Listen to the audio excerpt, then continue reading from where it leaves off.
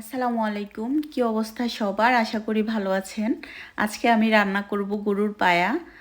এটা আমার অনেক পছন্দের একটি খাবার, গরুর পায়া ঝোল দিয়ে সাদা রুটি। তো কার কার পছন্দ আপনারাও জানান। আর আপনাদের সাথে আজকে রান্নাটা শেয়ার করব, যেহেতু সামনে কোরবানির ঈদ।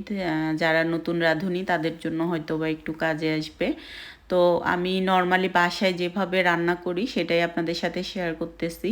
আমি প্রথমে গরুর পাগুলোকে ভালো করে ধুয়ে পরিষ্কার করে নিয়েছি।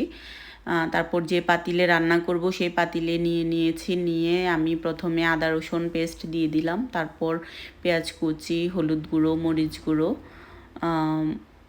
তারপর লবণ, তারপর মশলা, মিক্স মশলা দিয়ে দিব এটার সাথে। আমি সব কিছু একসাথে দিব, কারণ আমার কাছে শর্টকাট ওয়েতে রান্না করতে ভালো লাগে। তো এ পর্যায়ে আমি শুকনো উপকরণগুলো দিব। আমি 7-8টা তেজপাতা, তারপর এলাচ, দারচিনি, লং দিয়ে দিব, তারপর তেল দিয়ে দিব। দিয়ে আমি ভালো করে মিক্স করে পরিমাণ মতো পানি দিয়ে একেবারে চুলায় বসিয়ে দিব, যেহেতু এটা হতে সময় লাগে। এ পর্যায়ে আমি চুলার আঁচটা বাড়িয়ে দিয়ে রান্নাতে বলক আসা পর্যন্ত আমি চুলার আঁচটা বাড়িয়ে দেব। দেন বলক আসার পরে আমি মিডিয়াম আঁচে কয়েক ঘন্টা রান্না করে নিব, যেহেতু এটা হতে সময় লাগে। আর যত সময় নিয়ে রান্না করা যায় ততই পায়ার টেস্ট পাওয়া যায়। আর আমি কিছুক্ষণ পর পর পায়াগুলোকে নেড়ে চেড়ে দিব, যেন নিচে লেগে না যায়।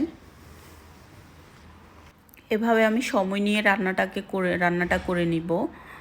আর যখন ঝোলটা কমে আসবে, মাংসগুলো সিদ্ধ হয়ে আসবে। অনেকটাই ঝোল কমে গেছে এখন। ঝোলটা কমে মাংসগুলো সিদ্ধ হয়ে আসছে এবং উপরে তেল ভেসে আসছে। তো আমি এ পর্যায়ে আবার ঢাকনা দিয়ে ঢেকে আরও কিছুক্ষণ রান্না করে নিব।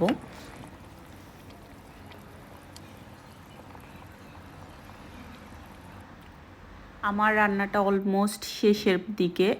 তো এই পর্যায়ে আমি আরেকটু নেড়ে চেড়ে তারপর এটার ভিতর আস্ত কিছু কাঁচামরিচ এবং ভাজা জিরের গুঁড়া দিব, এবং সাথে পেঁয়াজ এবং শুকনো মরিচের একটু বেরেস্তা করে দিব।